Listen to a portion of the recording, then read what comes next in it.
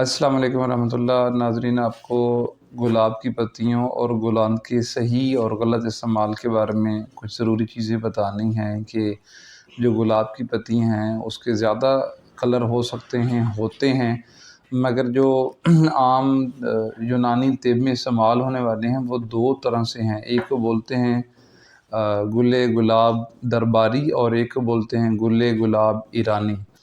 और गुल गुलाब ईरानी के बारे में ये कहते हैं कि जिसका जो है ना गुलाबी कलर है, और जो दूसरा गुल गुलाब दरबारी बोलते हैं उसके बारे में कहा जाता है कि ये वाला रंग जो ये सुर्ख रंग है। लेकिन इन दोनों में थोड़ा सा फ़र्क है, मिजाज इनका गर्म तर है, लेकिन जो सुर्ख रंग के होते हैं दरबारी होते हैं, जो फूल निछावर करने के लिए इस्तेमाल करते हैं, कब्रों पे डालते हैं, उनमें हरारत कदरे ज़्यादा होती है। और जो दूसरे हैं गुल गुलाब ईरानी, उनकी हरारत कम होती है, यानी उनमें हिद्दत गर्मी कम होती है, गर्म तर होते हैं। अच्छा, इसके बेशुमार फ़ायदे हैं जिसका हम ज़िक्र करते हैं। पहले ये समझ लेना ज़रूरी है कि जब गुलाब की पत्तियाँ किसी सफ़ूफ़, किसी फक्की में इस्तेमाल करते हैं या उसका कहवा बनाते हैं, उसमें ये गलती कर लेते हैं लोग कि पंसार से लेकर उसकी डंडी भी साथ होती है। तो ये डंडी वाला काम नहीं होना चाहिए, डंडी के बग़ैर होना चाहिए।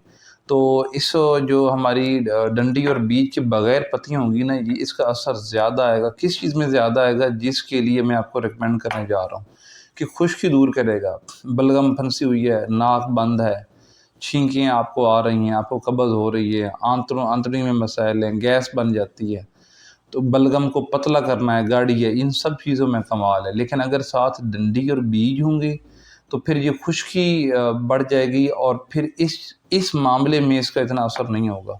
और दूसरा मवाज़ना ये कि इसमें क्योंकि बताया है कि गुल गुलाब ईरानी में हरारत कम होती है, इसलिए गर्म मिजाजों के लिए, आंतड़ियों की सोजिश के लिए, पेट के लिए, ये गुल जो सफ़ूफ़ और फक्कियों में ज़्यादा हम डालते हैं ना, गुल गुलाब ईरानी होता है। लेकिन जब कोई नुस्ख़ा लिखता है, जब कोई बनाता है, तो वो फिर पंसार वाले को ये समझा नहीं पाता, या हर बंदा हकीम नहीं होता कि वो मिट्टी, झाड़ से बचाए, साफ़ सुथरे हों, डंडी भी अलग करे, बीज भी अलग करे।